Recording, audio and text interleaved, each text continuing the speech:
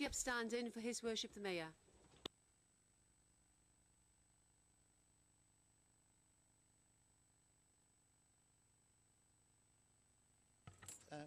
Croeso I cyfarfod lawn yn Cyngor. Welcome to the full council meeting. Please note that this meeting will be recorded for subsequent broadcast via the authority's internet site. The images and sound recording may also be used for training purposes within the authority. The public seating areas will be in full view with the camera, and by entering the chamber and using the public seating area, members of the public are consenting to being filmed and to the possible use of those images and sound recordings as outlined above. So the first item on the agenda, apologies for absence. We have apologies from Councillor Gareth Lewis, Councillor Harvey Jones and Councillor Paul Brown, Mr Mayor. Thanks. The next item on the agenda is declarations of interest.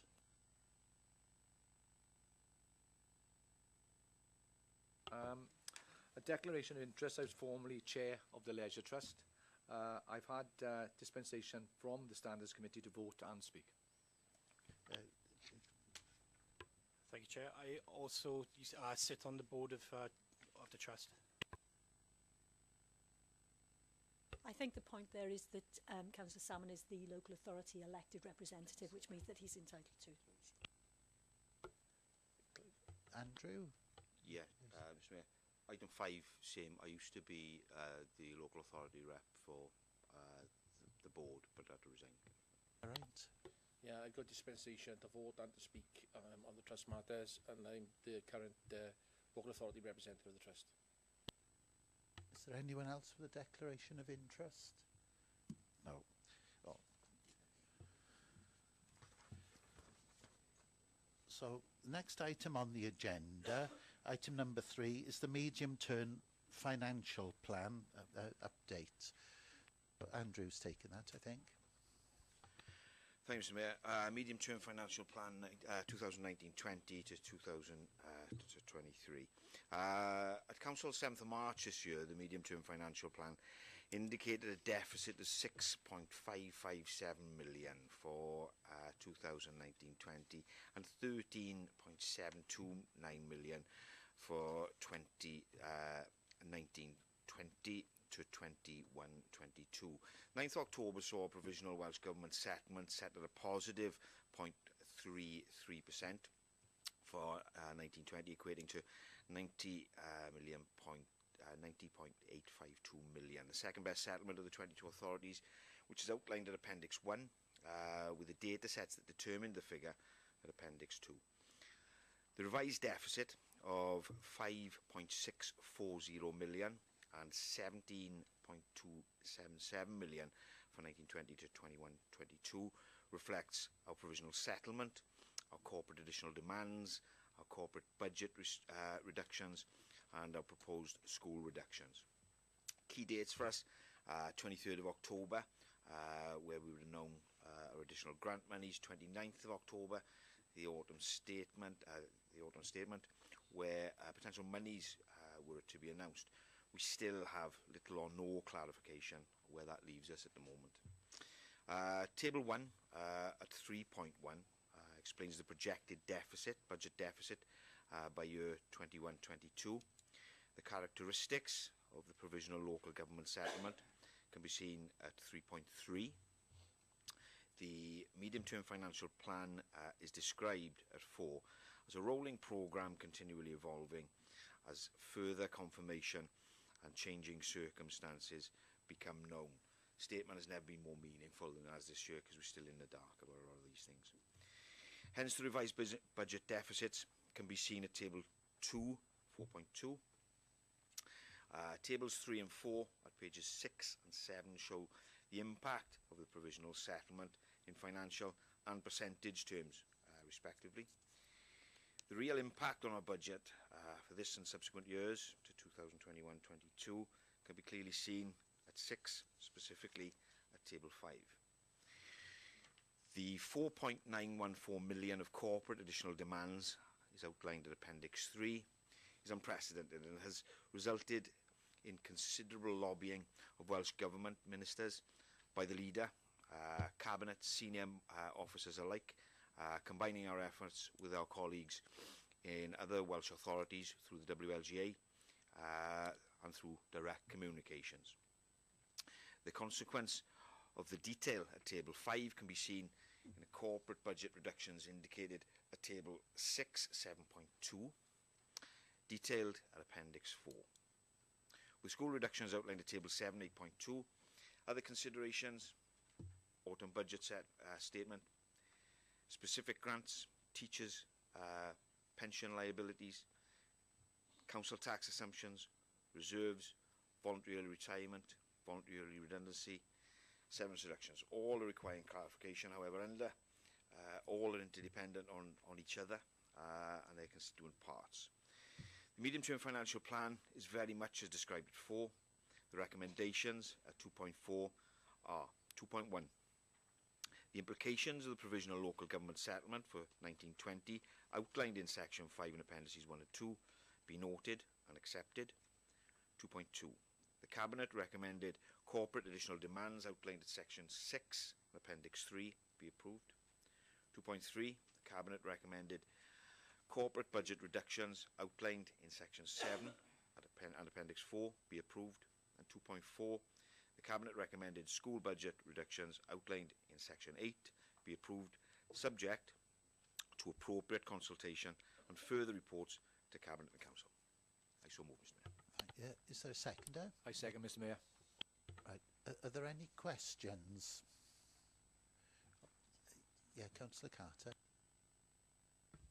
Thanks, Mr. Mayor. I've got two questions. Well, two questions, unless Cara stops me asking the first question by any chance, for the relevance to the report. I will try to justify the relevance. It's all about page 11 with number 8 with the school's budget reductions. Could anyone tell us, I know it's going to be due out in November, where we're going to currently lie as an authority as a primary out of 22 and a secondary out of 22 in the schools. Could anyone tell us where we're likely to be at this present moment in time? I know it's not part of the report, but it is. Okay, right. Well, I'll follow on with my next question then. I'm sure that will come up again in future reference. As I'm aware, performance has dipped over the last year in the secondary schools and primary schools, so I'm a bit concerned where we're going to end up. So, therefore, how can you justify considering taking the £594,000 which the Schools Forum have put forward into consideration, especially with regards to the vague nature of just the £594,000? Doesn't say where it's come from. There's no evidence behind this. I can see a little bit with regards to school meals increases. That's a bit debatable as well. But with regards to the reduction in delegated schools authority budget, schools budget, there's nothing there behind it to say where it's come from, what pot of money has come from, how they've given it back, etc. I'm a bit concerned with that. So if anybody can answer that and justify that, that would be great. Lisa? Yeah, Mr. Mayor, I'll take that if that's okay. Thank you, Brent. First of all, just in reference to the dips that you mentioned, and I know you mentioned it in your second part of your question, it wouldn't be fair of me to actually, totally discuss those dips. I take it on board. Perhaps you've had some information, perhaps from governing bodies, etc., or some from some of the media over the summer. On a whole, what I will say is our secondary schools, fared very well, and we had some excellent results over the summer. And some of those dips could be for a number of different issues, but of course we will bring a report to scrutiny and to this council as soon as we get all of the data, the available data and the available information. In relation to this, just to clarify, this was a budget that was originally given to schools to implement the basic skills strategy, and that was back in 2013-2014, and as you will know then, as an administration that was empowered then, the vision was that that would then be embedded into the schools, and so it was. And so it was taken out of what was called a basic skills funding pool back in 16-17, and therefore in last year's budget, it was 35% of it was taken out, 321k I think it is, And there were no questions in relation to that, Councillor Carter, from yourselves or other colleagues, and I had no referrals back from governing bodies either, because it would have had to have gone through governing bodies as part of the Schools Forum recommendation. And so therefore what we've done is welcomed that from the Schools Forum, and now looking at the 65% that's remaining, and the 65% is, if I'm right, the 591k. There is a little 3%, if your maths work it out, and that 3k is just due to the amalgamation of Gurnis and Goitra, that merger there. But basically that's where it's come from. It's an historical budget that was used to embed basic skills strategies. Those strategies were embedded. We are very good at supporting our young people and our children. We're very good with the LSAs that we have, etc. But schools are managing that now. And as I said, I as Cabinet Member welcomed this from the Forum. We did take 321k out last year, and we're now recommending that the rest of that is taken out, obviously subject to consultation. Did you have another question, did you say? Yes, but I'll keep it for another time. Can I thank Lisa for her answer? But what I would say it would have been nice to have seen that sort of information in this report, because you're looking at this report and there's no information at all in it. Councillor Chaplin. Yeah, the proposal to cut over £500,000 from the education budget, I do believe is unacceptable.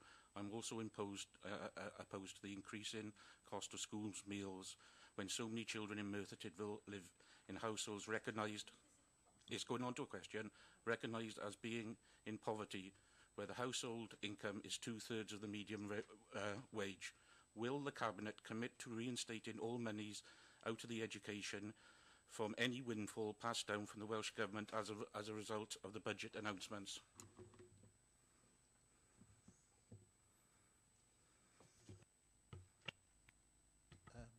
Thank you, Councillor. Well, undoubtedly, as soon as I know what that picture looks like, then that is a discussion I have with the leader and with other Cabinet members, and of course with our Chief Finance Officer and our Chief Executive.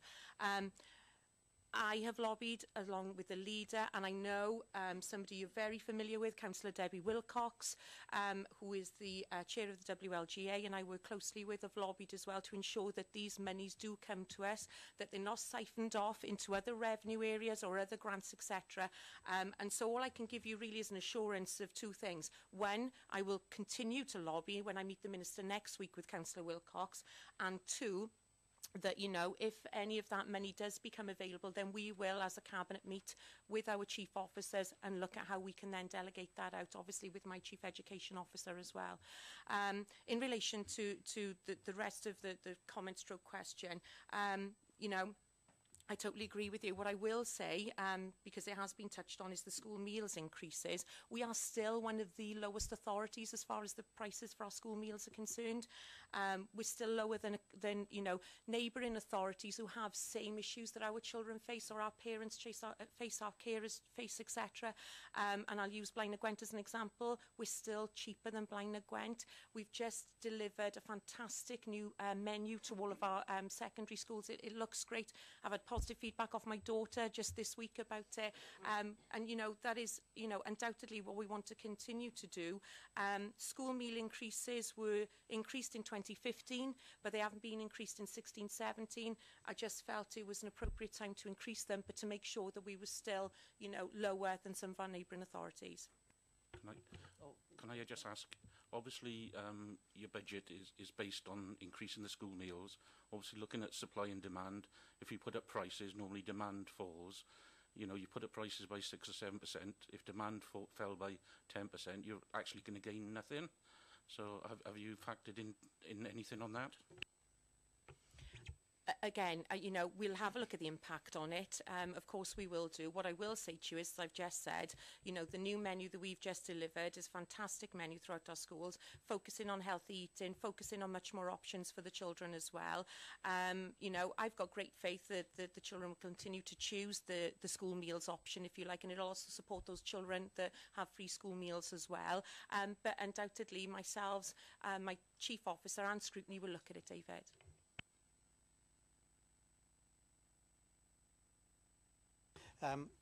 Mr Mayor, I know obviously Council is very passionate about education because this administration and the previous administration saw education as its #1 priority and clearly, you know, funded it on all basis. We've got a very difficult situation here in regards to our budget, and whilst being very passionate about it, if you put £690,000 back in to schools, then you have to cut every other service we provide. Okay, our services, not schools. And these figures have obviously come through the forum and been put forward by the schools. So I think that's the first thing we need to remember. You need to balance education together with all the other services we provide. So it may mean cutting social services. It may mean cutting highways. It may cut it, because £694,000 is a big amount of money. And as you know, we're £5.6 million short. So we need to be very mindful, clearly, of all these discussions when we go through this programme. You can put something back in, but when you put it back in, it's got to come out somewhere else. In regards to school meals, and I'm sure I'll be corrected by the Chief Education Officer, the most vulnerable within our community get free school meals. So actually, the impact on free school meals, young people, is negligible because they actually don't pay. So what we need is, and I fully take on board, is actually the impact on those who actually pay. That's the issue. So free school meals, obviously we get allowances for within our settlement, but again, the most vulnerable, and it's not only in free school meals, it's other issues you consider in this council where we decide not to do something. The most vulnerable in our communities get the allowances. It's those who can afford to pay this will affect in some degree or form. So all I ask you to do is you need to take this in the round. We may focus on education here. When it comes, and again, this is a medium-term financial plan. It's not your budget setting process at the moment. When those savings come up before council, which they will do in due course, they'll also come to cabinet, and you'll have an opportunity both in scrutiny and audit to challenge those savings. We need to fill the gap. That gap is currently 5.6 million and has been set out in paragraph 9 of the report. We've got no funding guarantee for the teachers' pension scheme. Teachers' pension scheme, if we don't get any funding, picking up your point in regards to money coming from central government, will hit us at £715,000 for 9 months, or 6 months, that is, 9 months, that is. Over a year, it's 1.3 million. We've got to fund that.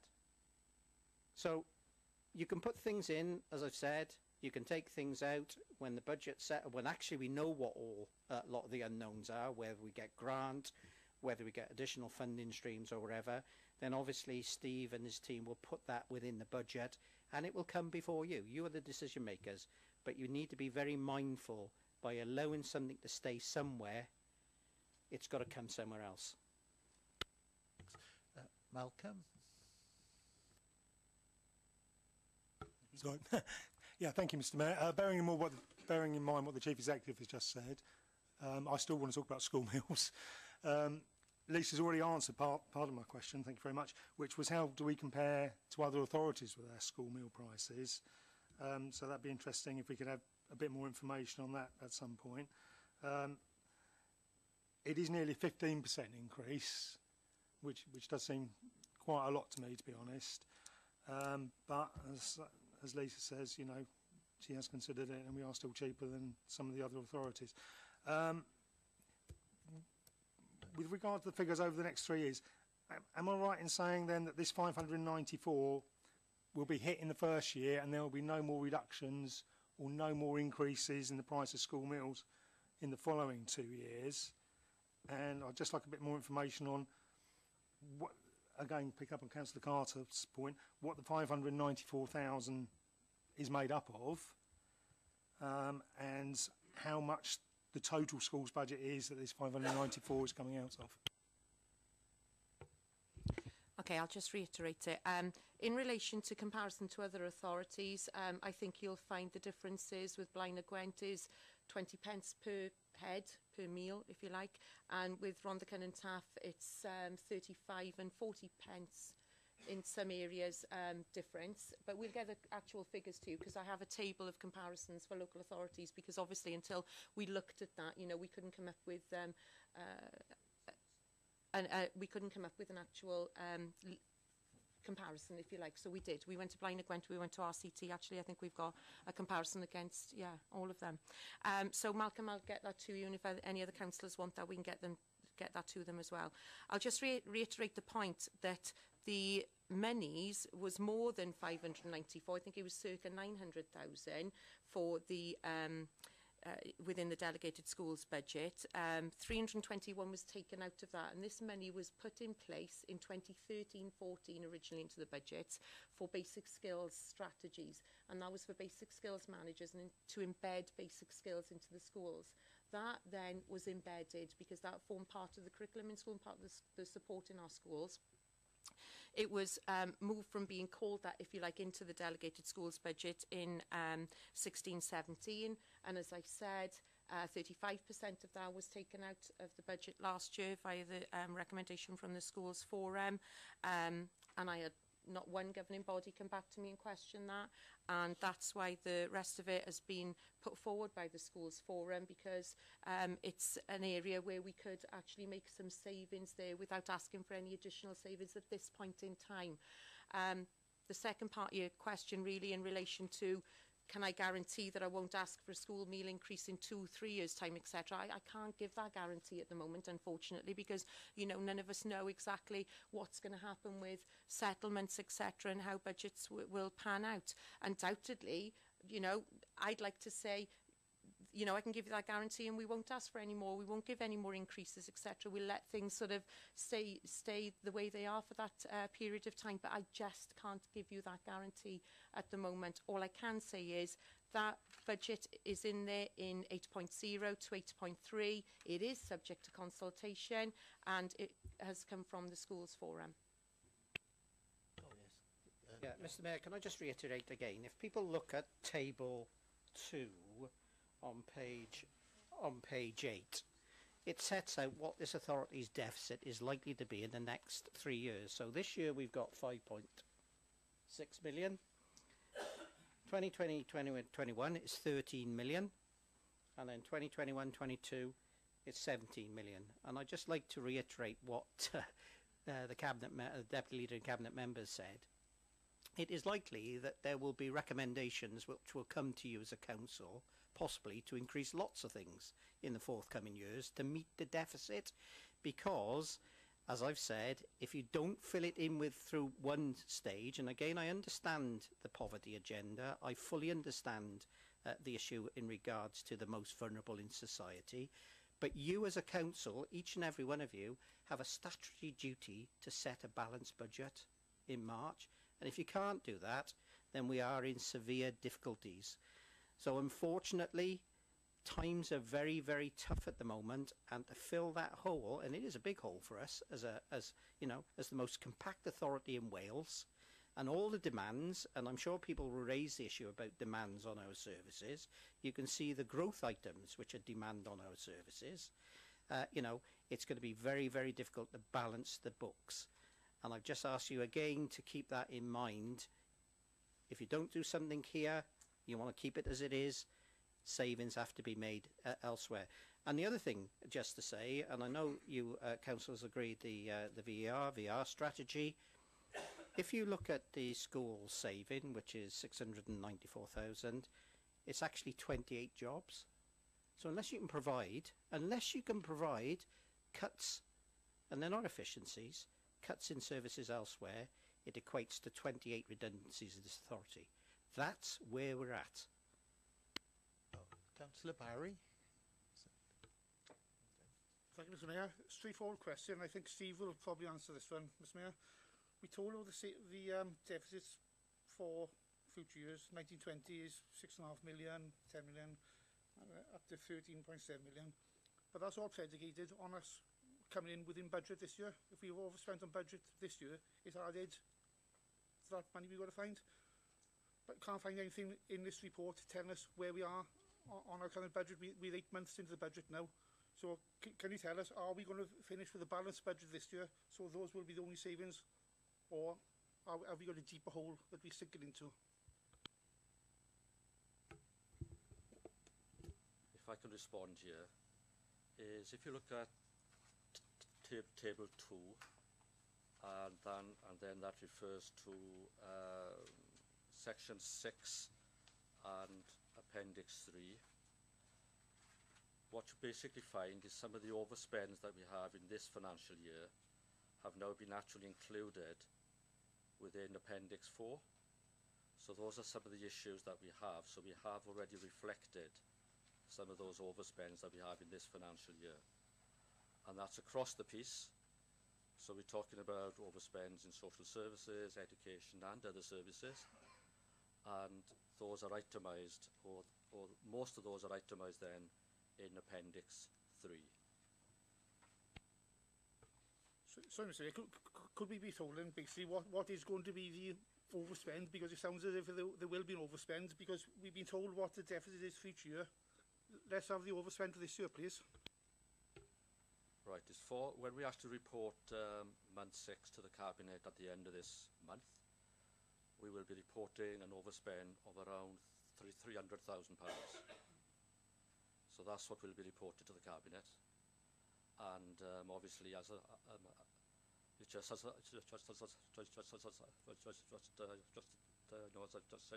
earlier, we do have issues in various services, but what we try to do then is to reflect those in the demands for next year.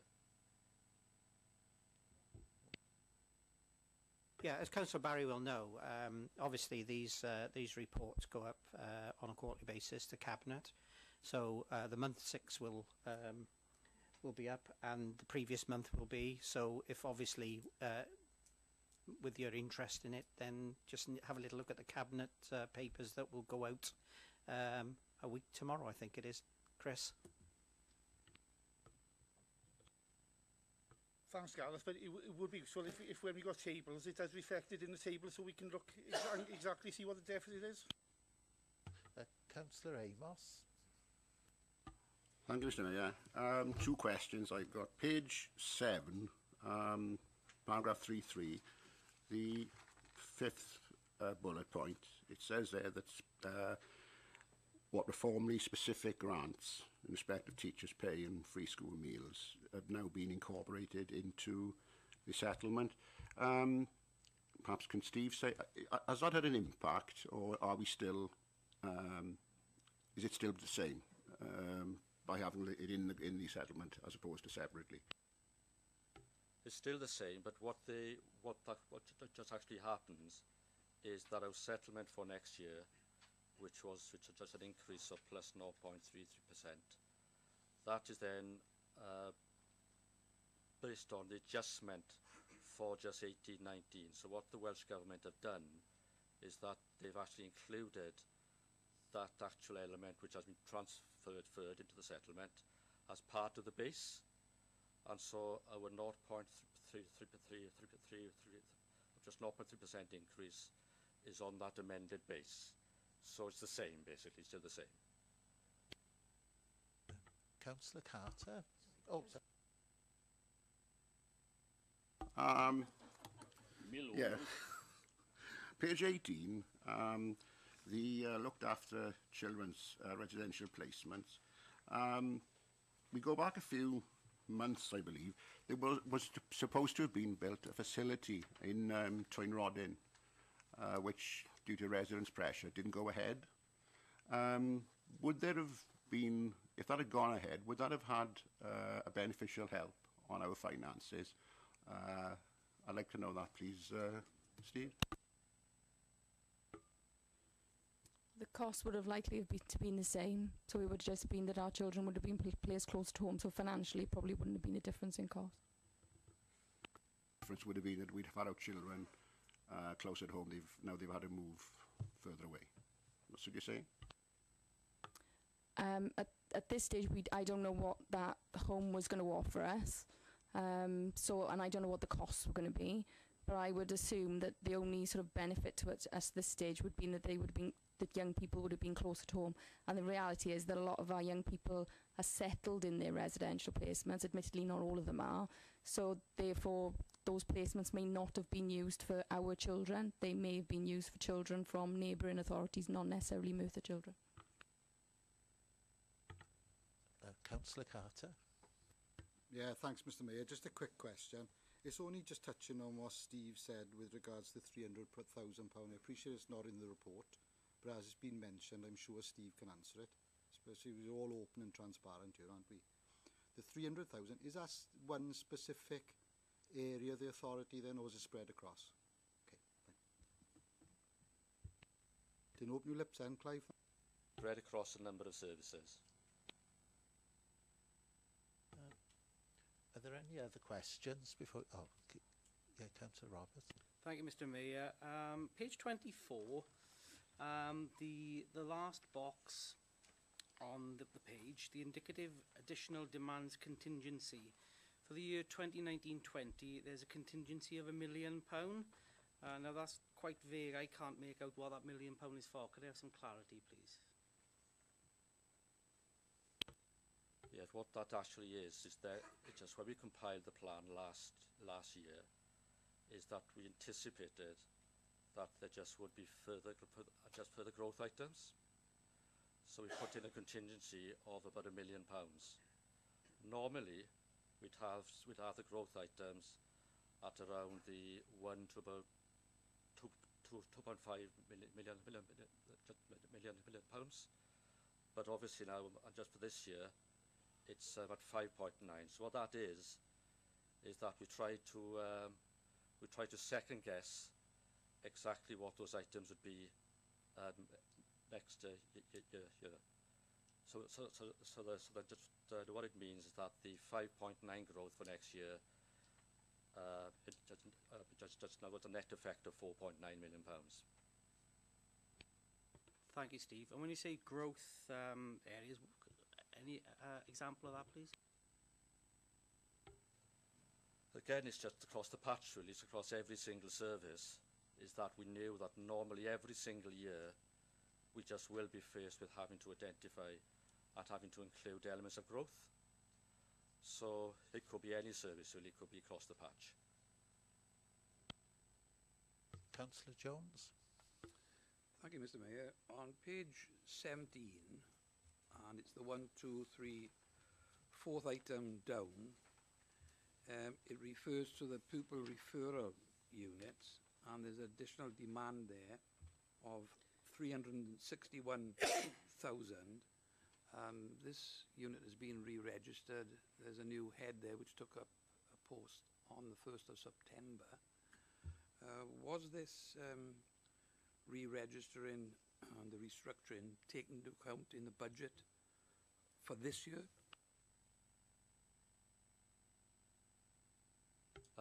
No, it wasn't for 18-19, and that is why then you see that cost coming forward for next year. Can I ask a further question on that then? We didn't anticipate that this unit was going to be re-registered during this current financial year? When we came in during this year, there'd been a review of the provision as it was last year, and the review identified that we were in danger of not meeting statutory requirements for these pupils, and the way to actually do that would be to register the provision. So it was on the back of the review, that fundamental review that took place last year. So it is a key area for the local authority. It has been registered previously. It was deregistered. But the way things are moving with Welsh Government and the way things are going for the vulnerable children, it was a better solution to register the provision. And, Mr. Mayor, can you confirm that there was increased staffing as a result of that review? Yes. Oh, are there any other questions? Go on to comments. Is there any comments? Tanya? It was just to pick up on something Gareth said earlier, really.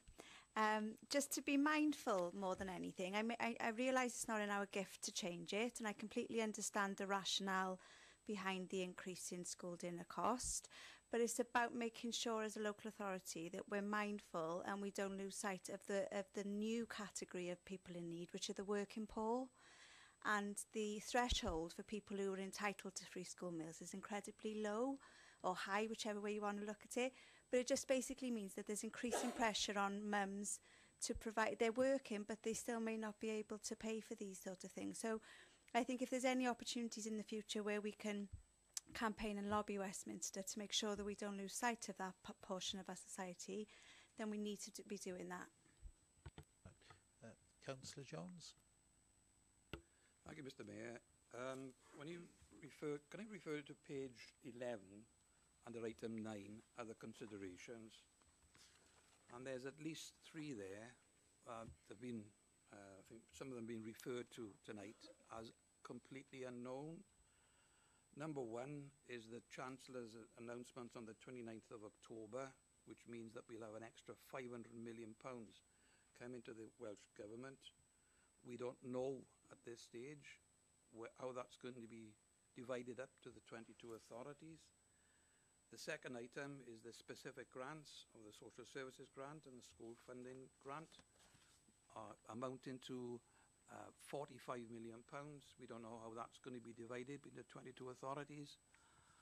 And the third one is the increase in the teachers' pension, which is a huge sum of money. Part year is 715,000. We don't know whether the Welsh Government is going to pay that or whether all 22 authorities are going to pay it. And fourthly, we've asked for 100 expressions of interest from the staff. I know that that's the closing date is the 16th, but we do not know what the outcome of that is going to be.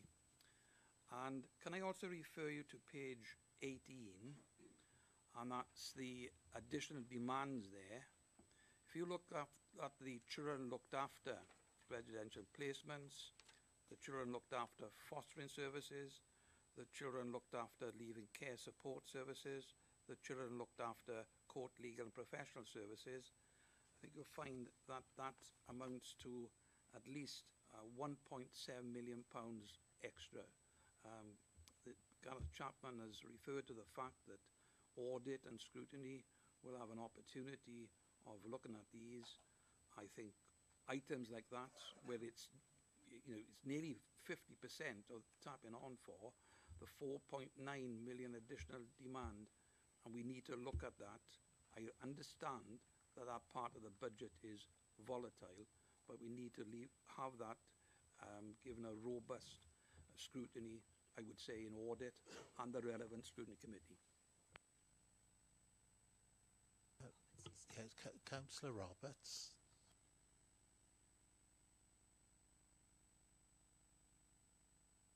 Yeah. You did signal to speak. Yeah. Thank you, Mr. Mayor.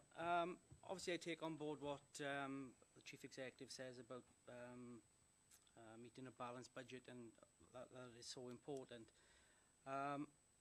Obviously, we've got a duty of care to the local authority to do so. However, we've got, as politicians, we've obviously looked at what priorities we think we should look at as well.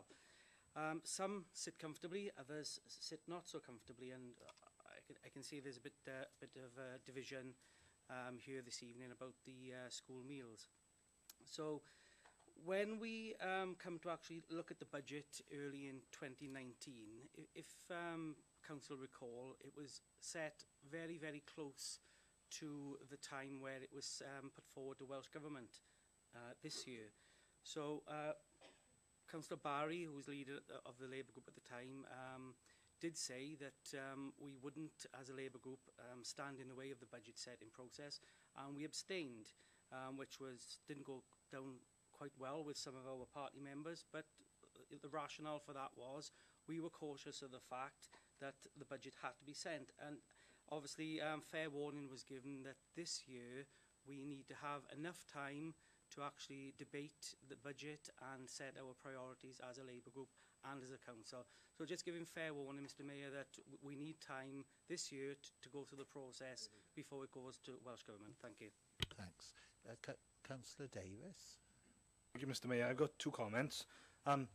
It's a welcome this report tonight. I just wonder whether it's a bit presumptuous, because I appreciate for those who are living and breathing it on a daily basis, obviously there's a lot that goes into it, this, and it's a moving feast. But it's a really difficult report to get your head around as a backbench member, because the report makes references to reports that are coming forward, say for example to Cabinet on the 21st of November, so you're not really seeing a full and accurate picture here tonight, and it makes it really difficult.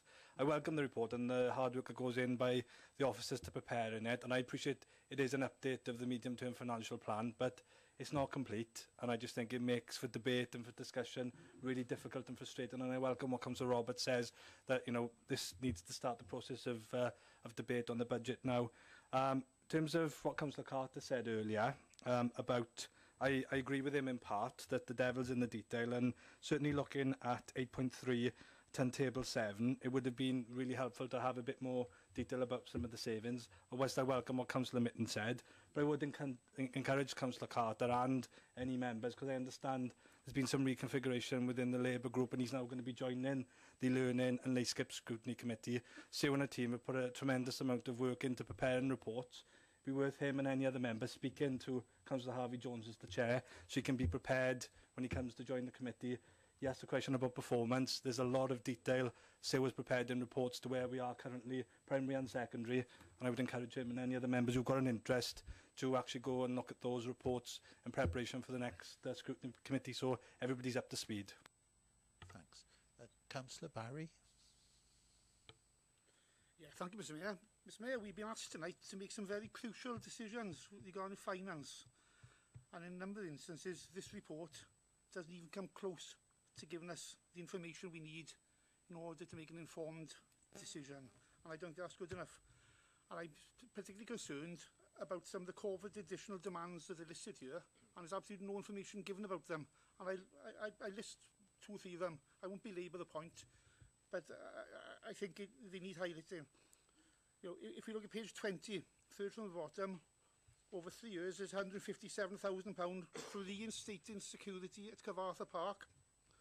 And then on page 22, the second one down, over 3 years, £90,000 reinstating the gully service. Now, it's only a few months ago we debated this, and we given full reports with options, and it didn't lie well with some of us, but that report, those savings were accepted. Now, all of a sudden, they're coming back as additional corporate demands. But I've looked through the report, and there's not a single sentence telling us why they're coming back. How on earth can we make a decision on that when we just told we need the money, and there's no rationale, no explanation, nothing at all given? And I will ask, those savings were the decision of full council. Has that been reversed now, if they're now corporate demands? Because we decided those savings should be made. As I say, reluctantly, but we decided, it looks now as if somebody has decided those savings are not now to be made. Let's go to page 23 next, and this is a favourite one of mine, where corporate demand is £687,000 over 3 years, capital financing costs. And when you look at the report, it does give a tiny bit of information. It tells us it was approved by Cabinet on the 25th of July. Now, as Gareth indicated earlier, I do pay a bit of attention to some of the reports, but I couldn't remember this one. So I did go back to the minutes of Cabinet on the 25th of July, and guess what? It was discussed as an exempt report. So there's absolutely no information there. There are only 5 members of this council who know anything about that report, and we're talking about over £500,000. How on earth can we make that decision? We've got no information at all. We don't even know if the Cabinet were told what the financial implications were, or have they changed if they made that decision. And I have raised this in the past, and I've been told that once the report is exempt, it stays exempt. Now, I think we need to know the detail of that report before we can accept over £500,000 of additional financial costs.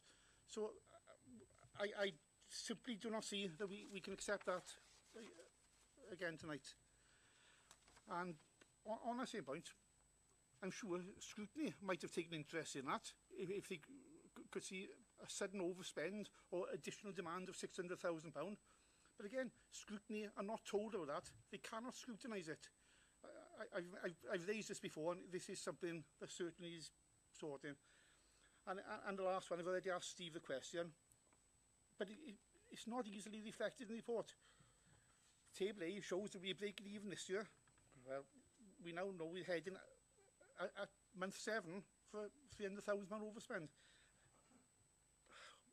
Mr. Mayor, we simply haven't got enough information in front of us tonight with some of the holes in the report to make the decision that's been asked of us. So, Councillor Jones, did you? You didn't have. Oh, you didn't stand up. Are there any other? Oh, Malcolm. Yeah, thank you, Mr. Mayor. Yeah, going back to the point that Councillor Jones made earlier about the £550 million that has been promised by the Chancellor Exchequer following the budget. Before the budget, the First Minister said that local authorities would be first in the queue for any money, any additional money that came from central government. By last week, we'd moved from being first in the queue to being a top priority. Can we make sure that ourselves and all councils write to the First Minister and remind him that he's promised us that we will be first in the queue for this money? I know some other ministers will accuse us of being Oliver Twist, but we were promised this money by the First Minister. Can we write to him and ask, can we have it, please? Thank you. Lisa? Thank you, Mr. Mayor. I just wanted to make a couple of points, really. I welcome what Councillor Roberts said in relation to, you know, lobbying and a number of things that are in here that we don't quite know about at the moment. And I've already said this evening that I've lobbied along with a colleague of his, Councillor Debbie Wilcox, and I would just like to echo that and ask you guys to lobby within your own party, because it is the Welsh Labour Party that run Welsh Government at the moment, to do the same, because no matter whether you're a lead administration or not, you have a responsibility to your constituents. I'm sure they'll agree that they would welcome your support and your lobbying to ministers as well. And just in relation to Councillor Barry's comment about cabinet papers and about the lack of information, yeah, I felt the same when I was the backbencher in opposition in the last couple of years, because that was very much how the last administration ran themselves. A lot of pink papers, should we say, in a lot of cabinet meetings. However, what I will say is, and what I did welcome, and only that it was just received yesterday and I didn't have enough time to finish the response, is I'm aware we now have shadow cabinet members to cover our portfolios. And yesterday, Councillor Carter contacted me for information in relation to some information in this report. I was able to share some, but not everything, and that was just purely down to my workload. So what I would say is, you get these papers in plenty of time, give us a shout, give the officers a shout. If you're not happy with the information in between, pick up the phone, pick up the laptop, or like Councillor Carter did, drop me a text. Councillor Roberts. Yeah, thank you, Mr. Mayor. Sorry.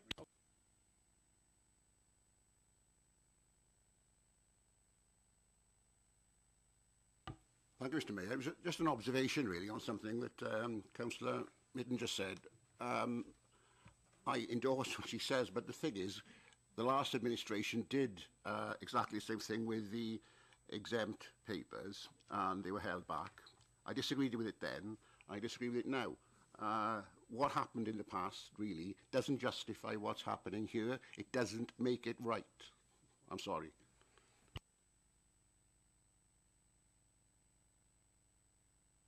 O'Neill. Oh. Yeah, I'm not being patronising, but I really do welcome the debate and I welcome the questions. I think it's such important that we need to have that openness about it. Clearly, there needs to be more information shared, absolutely, because these are big decisions for all of us, and all of us would have to speak to our constituents about it. What I will say is that I also echo the Chief Executive's comments earlier, in the sense that this is a very difficult thing to assess. When you're looking at multiple budgets, and actually by the day this week, Steve, I think, has changed this plan maybe 2 or 3 times, in the sense of money's come in, and then money's gone up. And this sometimes is hundreds of thousands of pounds. So it's very difficult. The other thing as well is that I've actually had a meeting with Gerald Jones MP and Don Bowden AM last week. I've spoken to them about the manifesto, the Labour manifesto, of putting money into health. We've discussed the point that health also is social care, and the importance of that, and they were very supportive, yeah. And we're going to meet regularly on a regular basis. They are lobbying for us, Merthyr Tydfil County Borough Council as well. So I want to share that with them. I've also been involved in, I think it's 3 letters from the WLGA in relation to social care, education and housing that we're putting down from. So we're lobbying on a regular basis in relation to this. The other thing is we had a budget board meeting today.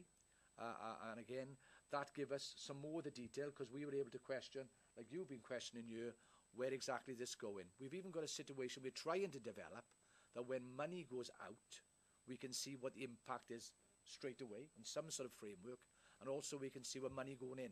So we can have something that's more about what you were asking is, where exactly do we stand today? And I think that was the questions being asked. Finally, I just want to make one point, and I know that everybody's passionate about this, but I want to thank the officers for the work they're doing behind the scenes, for the industry and the hard work that everybody's doing to try to put this right.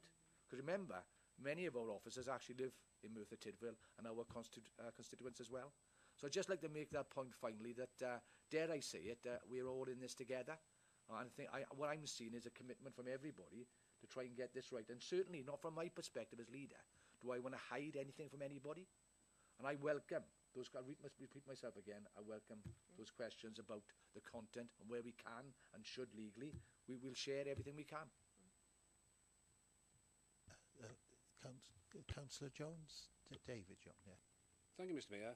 I'm querying the monitoring officer's decision not to let Councillor Roberts speak when Councillor Mitten said that she would welcome the support from the Labour group. As leader of the Labour group, surely Councillor Roberts should have an opportunity to respond to that. He'd already spoken in the debate. Yeah. He can put a point of personal clarification if he wanted to, but if he wanted to speak in the debate again, he can't do that.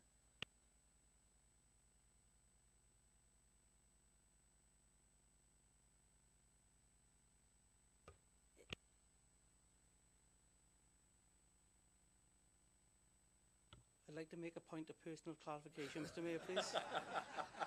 I'd just like to reassure... carry on then. Thank you, Mr Mayor. I'd just like to reassure Councillor Mitten that we do meet regularly with our colleagues in the Labour Party, our AM and our MP, on a weekly basis and sometimes twice a week. But I take on board what Lisa's saying and I take on board what the leader's saying. Thank you. Thanks. Councillor Clive Jones then. Oh, you've done it. So if there's no other comments, then there's no comments in that corner. No. So did you want to say anything to summarise as the final thing? Only to say it's a very difficult position we find ourselves in. I echo everything that the leader has said there. We will bring everything we can to this chamber. The opportunity is there through scrutiny and audit to look at every aspect of this, and I welcome the debate within those environments as well. So thanks. Thanks. So it's been proposed and seconded, so we take it to the vote then. Thanks.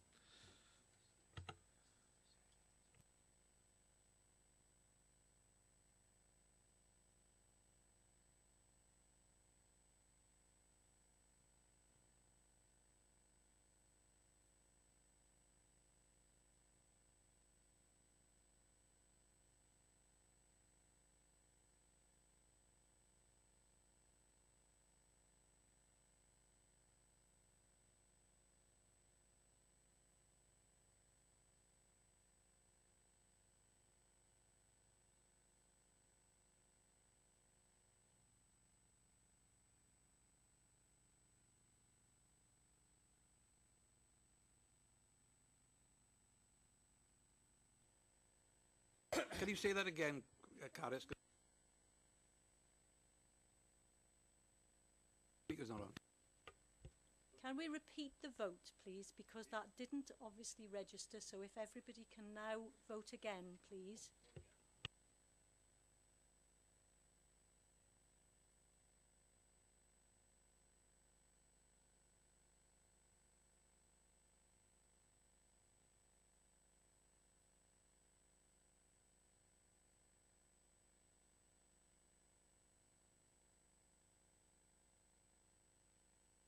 Move on to the next item then.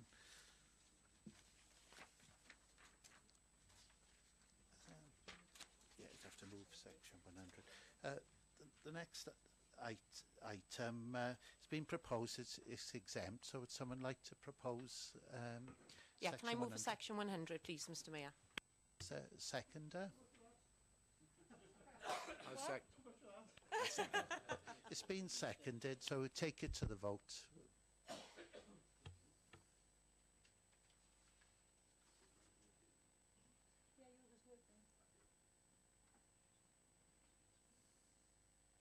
Councillor Gary Thomas? Can you press yours?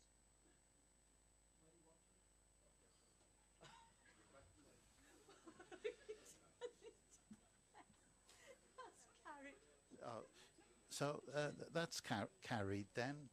So the next item on the agenda to deal with other urgent business. I understand Andrew Barry has got something to say. Thank you, Mr Mayor. As Armed Forces champion, I wanted to bring this to the Chamber tonight. As you all know, there have been many remembrance services taking place throughout the County Borough last weekend, this week, and obviously into this coming weekend. Sunday will mark the 100th anniversary of the end of World War I, where we will honour those who gave the ultimate sacrifice then and in conflicts that are ongoing today. Sunday will see a slight change in the events as we've historically run them, in that we'll be honouring Sergeant John Collins, VC winner, DCM winner, at the service at St Tydfil's Church starting at 1:45. For those attending, can you please arrive at the church at 1:30 to robe? You'll have already received notices via email from Jane Overbury. The gravity of the sacrifice of all those who've gone before is succinctly summed up in a short video by the Royal British Legion, which, with your permission, Mr Mayor, we will now play.